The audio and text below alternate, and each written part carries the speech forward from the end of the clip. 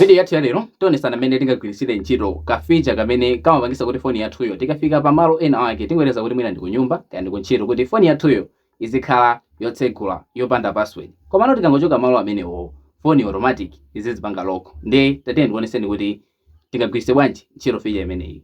Ndi yomwe mukuyenera kuchita apa ndikupita ku settings, kenako ndikupita apa pa lock screen, kenako smart lock, kenako apa muyika password kaya ndi pin ya phone yanu kaya ndi pattern muyika kuti itsegule apa. Kenako tipanga got it. Ikafika apa tipanga palemba kuti trusted process. Ndi kuti mpanga turn on apa palemba kuti use trusted process for smart lock. Kenako mpanga apa tap to set up. Mpanga verify ndi fingerprint yanuyo. Kenako mpanga add trusted process. Ndi kuti apa mpanga choose on map.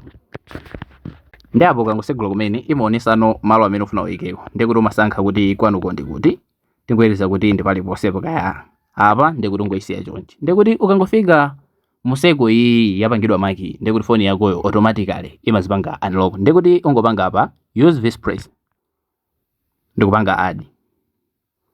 Ndi sikuti ungayike place imodzi yokha yayi utha kupanganso add ina kuti mwina ndi kuntchito kaya ndi kunyumba ukayikaso popanga chimodzimodzi. Koma kumbukirani kuti feature iyi kuti iziweka imafuna kuti location wanu azikhala on. Basi ngati mufuna kuti ma videos ngati amene wawa asamakuphonyeni osayiwala kupanga follow. Tiye tionananso video yotsatira.